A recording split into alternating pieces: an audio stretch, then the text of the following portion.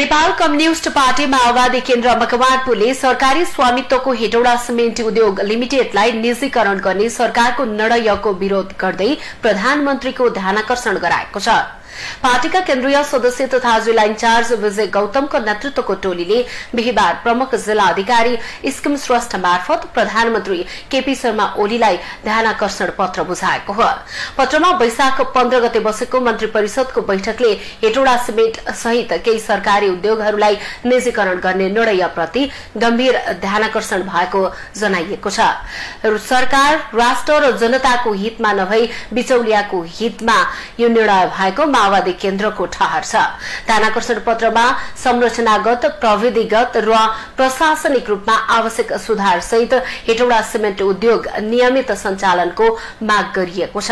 2032 सालमा स्थापना भई 2044 सालदेखि उत्पादन शुरू गरेको हेटौडा सिमेन्ट उद्योग हाल चरम व्यवस्थापनको लापरवाही र कमिशनमुखी प्रवृत्तिका कारण जर्जर अवस्थामा पुगेको पत्रमा उल्लेख गरिएको छ।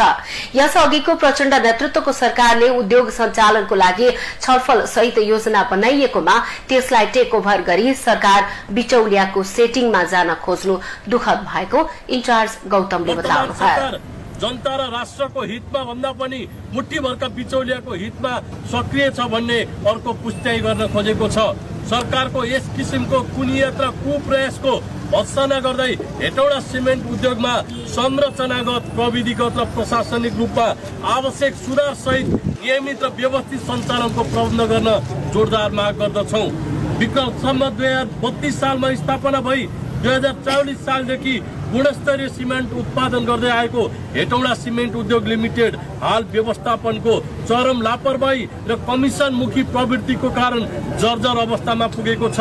उद्योगलाई यस अवस्थाबाट मुक्त गराएर नयाँ ढंगले उद्योग सञ्चालन गर्न पुष्पकमल दाहाल प्रचण्ड नेतृत्वको अघिल्लो सरकारले प्रधानमन्त्री स्तरमा प्रस्तावना सहितको छलफल समेत अगाडि बढाएको थियो। यसलाई टेक ओभर गरी अगाडि बढ्न छोडेर वर्तमान सरकार बिचौलियाको सेटिङमा अर्थात केही मुठ्ठीभरका व्यापारीको मिलीभगतमा हिँड्न खोज्नु अत्यन्त दुःखद विषय हो। माओवादी केन्द्रले सिमेन्टमा भइरहेको अस्वाभाविक मूल्य वृद्धि नियन्त्रण गर्न र लामो समयदेखि बन्द अवस्थामा रहेको हेटौडा कपड़ा उद्योग पुनः सञ्चालनको यथाशीघ्र पहल गर्न समेत सरकार समक्ष माग गरेको छ।